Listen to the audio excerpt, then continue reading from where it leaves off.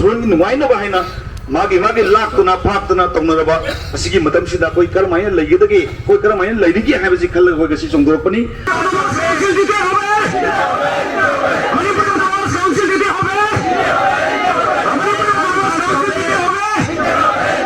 तबदा होगी चही की पूजा तबदा मैं आमा थकना हा मतदा मियंग ताबरीबा मैं आपुन मकपु थोंडांग ब्लॉग्स के मागे दी कोंगन खरमजरी मयाम ngasi ब्लॉग सिदी अखोगी लेबा की रिलेटेड ओदनी यामना इंपोर्टेंट होबा ब्लॉग अमसु ओइनी आइना थाजे अदो करी की इंपोर्टेंट नो हाइबदा ममांगी अखोइना जून की थादगी अखोइना Manipur autonomous council demand coordination committee form तौजखी अखोगी YMCA गा माइफागा MNC गा लीड तौरगा अदुगी मतुंगदा जुलाई की तांग 10 दा अखोइना सिलचरदा सिटिंग डेमोन्स्ट्रेशन अमा फमजाखी अखोइना ऑटोनोमस काउंसिल डिमांड तौरी हाइबगा अदुगा मेमोरेंडम मिनिस्टर अमसुंग DC क्या अखोगी DC दा मिनिस्टर क्या दा MLA क्या दा अखोइना मेमोरेंडम पिशन क्या है असिगी Matang दसदो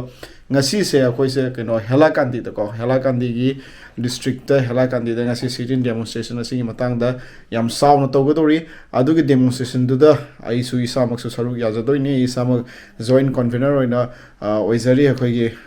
hojekim Manipur Autonomous Council Demand Coordination Committee da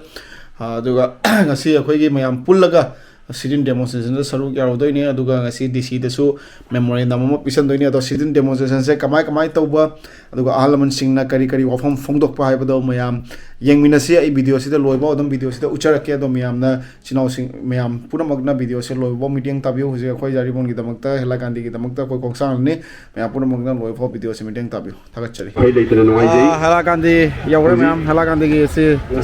office mangda ne ngasi na phom no ready laire Tarama Poi Makai, Adaidua, Poi Kai Kunazariba, District Commissioner, Magi Putung Chava Yangana, Lalhangu Yang, become chief by Tamjabani, Aduna, Nashigi, Shimba, Singh Lava, Toram Sida, Apoina, London Sigi, Kogi, Yaribon Lepaki, Alaman Ligro, Imamara Pai Singh, Naro Singh, quite keeping from the coordination committee, Magi, Cook on the Purum. DC office ta hoje yam karna hoye working chairman oibiriba Darama Kantana business masamo tauri magi sa Oya Chandrasekhar please मैं तेरे होने हाजिर है English में हाजिर है चुनाव सिंह पुल्ले सिदा हल्ला मंच की बात कर रहे हो ये फनम तो करते रहो इमाइदन सिंह कोई विवास आई नुसीजे बैना विवास तो ममांग दा हाइबी वाटेक तो मैं याम थमजेरंगे मरमदी आई कोई Manipuri speaking people, Manipuri loan number, Akoi se, Bharat,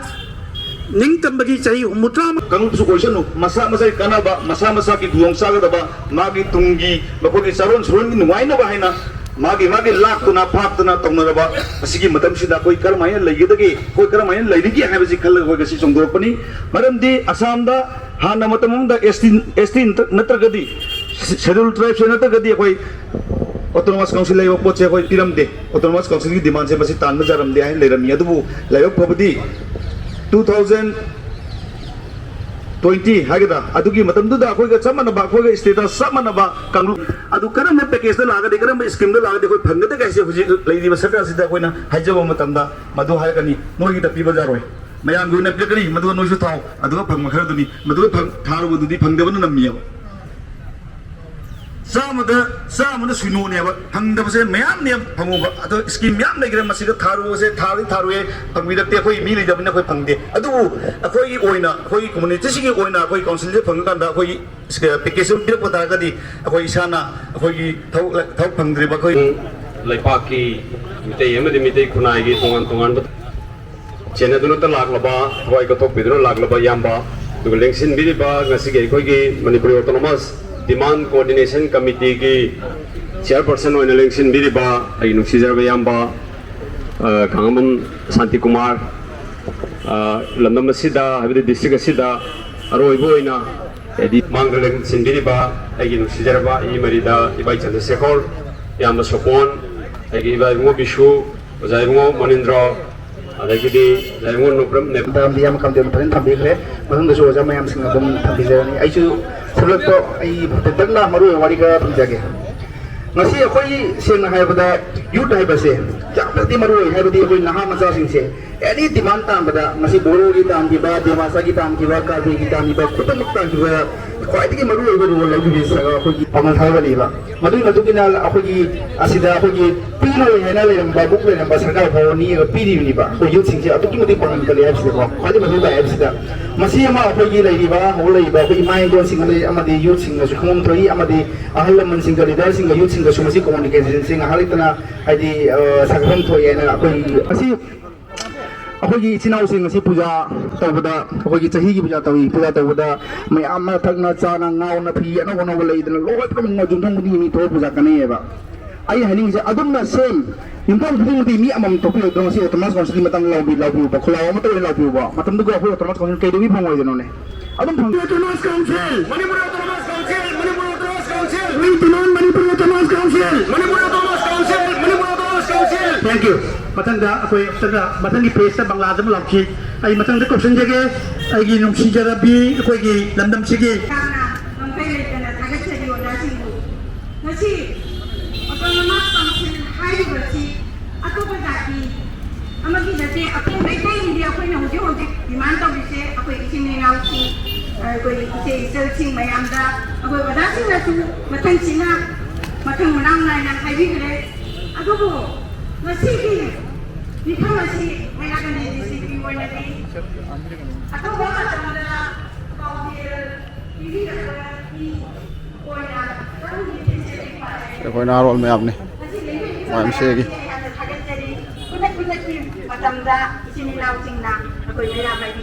छोरा गाने আমি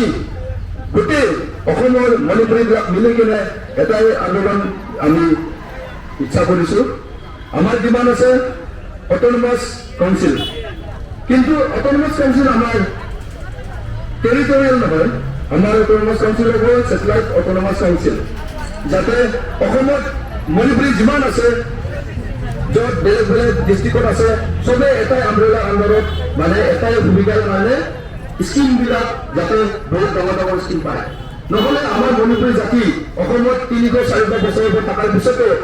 ইমান পিছ পৰি আছে এইবিলাকৰ কাৰণে আমি সদায় বিচাৰোঁ যে ডক্টৰ হেমন্ত বিশ্ব শৰ্মা আপোনাৰ কালত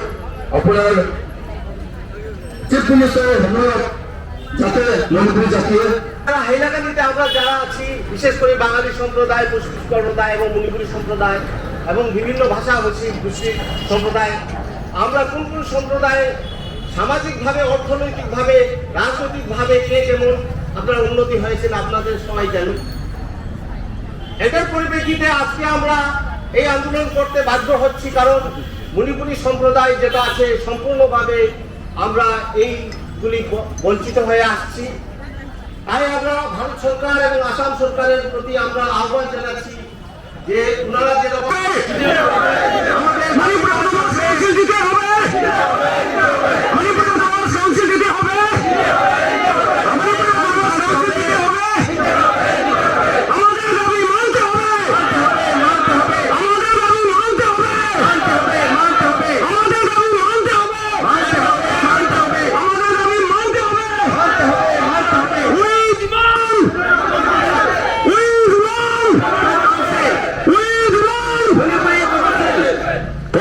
ধন্যবাদ সবাইকে ꯄꯦꯟꯕ ꯌꯥꯝꯅ ꯑꯣꯏꯔꯦ ꯍꯥꯏꯅꯁꯨ ꯂꯧꯖꯔꯦ ꯑꯗꯨꯒ ꯂꯣꯏꯅ ꯂꯣꯏꯅꯅ ꯂꯦꯡꯕꯤꯔꯛꯏꯕ ꯄꯨꯝꯅꯃꯛꯄꯨꯁꯨ ꯑꯩꯅ ꯑꯃꯨꯛꯀꯁꯨ ꯍꯟꯅ ꯊꯥꯒꯠꯆꯔꯤ ꯉꯁꯤ ꯑꯩꯈꯣꯏꯅ ꯑꯣꯇꯣꯅꯣꯃꯁ ꯀꯥꯎꯟꯁꯤꯜ ꯇꯥꯜꯂꯤꯕꯁꯤ ꯑꯩꯈꯣꯏꯒꯤ ꯐꯤꯔꯦꯞ ꯑꯩꯈꯣꯏꯒꯤ ꯌꯨꯝꯐꯝ ꯂꯩꯔꯛꯇꯕ ꯑꯗꯨꯒꯨꯝꯕ ꯉꯁꯤ ꯂꯛꯈꯤꯄꯨꯔꯗ ꯇꯉꯥꯏ ꯐꯗꯅ ꯌꯦꯡꯉꯨꯕ ꯃꯇꯝꯗ ꯂꯛꯈꯤꯄꯨꯔ ꯍꯥꯏꯔꯤꯕ ꯂꯝꯗꯝ ꯑꯁꯤ ꯃꯩꯇꯩꯒꯤ ꯑꯣꯏꯅꯗꯤ ꯑꯄꯨꯟꯕ ꯃꯩꯇꯩ ꯄꯨꯟꯅ ꯇꯥꯕ ꯂꯝꯗꯝ ꯑꯃꯈꯛꯅꯤ ꯑꯗꯨꯕꯨ ꯗꯤꯂꯤꯃꯤꯇꯦꯁꯟꯅ ꯃꯔꯝ ꯑꯣꯏꯗꯨꯅ ꯍꯥꯏꯔꯤꯕ ꯂꯝꯗꯝ ꯑꯁꯤ ꯑꯩꯈꯣꯏꯒꯤ ꯄꯨꯝꯅꯃꯛ ꯊꯨꯒꯥꯏꯈ꯭ꯔꯕ ꯃꯇꯨꯡꯗ ꯃꯆꯦꯠ ꯃꯆꯦꯠ ꯑꯩꯈꯣꯏꯁꯦ ꯇꯥꯈ꯭ꯔꯕꯅꯤ ꯑꯗꯨꯅ ꯃꯔꯝ ꯑꯣꯏꯔꯒ ꯃꯩꯇꯩꯒꯤ ꯑꯄꯨꯟꯕꯒꯤ MLA ꯍꯥꯏꯕꯗꯤ ꯑꯩꯈꯣꯏꯒꯤ ꯑꯗꯨꯒꯨꯝꯕ MLA ꯑꯃ ꯄꯨꯊꯣꯛꯄ ꯇꯨꯡꯗ ꯐ꯭ꯌꯨꯆꯔꯒꯤ ꯑꯣꯏꯅ ꯂꯩꯔꯔꯣꯏꯗꯕ ꯑꯗꯨꯒꯨꯝꯕ ꯑꯣꯏꯕꯅ ꯃꯔꯝ ꯑꯣꯏꯔꯒ ꯑꯩꯈꯣꯏꯒꯤ ꯇꯉꯥꯏ ꯐꯗꯕ ꯂꯝꯕꯤ ꯑꯃꯈꯛ ꯑꯩꯈꯣꯏꯅ ꯌꯦꯡꯉꯛꯄ ꯃꯇꯝꯗ ꯑꯩꯈꯣꯏꯒꯤ ꯃꯅꯤꯄꯨꯔꯤ ꯑꯣꯇꯣꯅꯣꯃꯁ ꯀꯥꯎꯟꯁꯤꯜ ꯑꯁꯤ ꯅꯠꯇꯕ ꯑꯣꯞꯁꯟ ꯑꯃꯐꯥꯎ ꯑꯩꯈꯣꯏꯒꯤ ꯃꯩꯇꯩꯁꯤꯡꯒꯤ ꯑꯣꯏꯕꯁꯤ ꯂꯩꯇꯕ ꯃꯔꯝꯅ ꯉꯁꯤ ꯑꯩꯈꯣꯏ ꯌꯥꯝꯅ ꯅꯨꯡꯅꯥꯡꯅ ꯄꯣꯛꯏ ꯑꯗꯨꯅ ꯑꯩꯈꯣꯏꯒꯤ ꯗꯤꯃꯥꯟ ꯑꯁꯤ ꯍꯥꯏꯔꯤꯕ ꯑꯣꯇꯣꯅꯣꯃꯁ ꯃꯅꯤꯄꯨꯔꯤ ꯑꯣꯇꯣꯅꯣꯃꯁ ꯀꯥꯎꯟꯁꯤꯜ ꯑꯁꯤ icha isu singi damaktani khallaga ngasi ima iben singna masi khongchet laaga apoi punna kholau lauraga masi punna mathangi dasu apoi ngasi timbire ba miyam dagi saruk sama sama heda apoi punna apun ba mapang kaya dasu apoi sumaina sikit podcast ese yam chauna kalkata ba mapang area kaya thank you Okay, lo kam madot thong re. Ji gai thieng in ong. Labi la lo re. Na ne dwai dai tau de.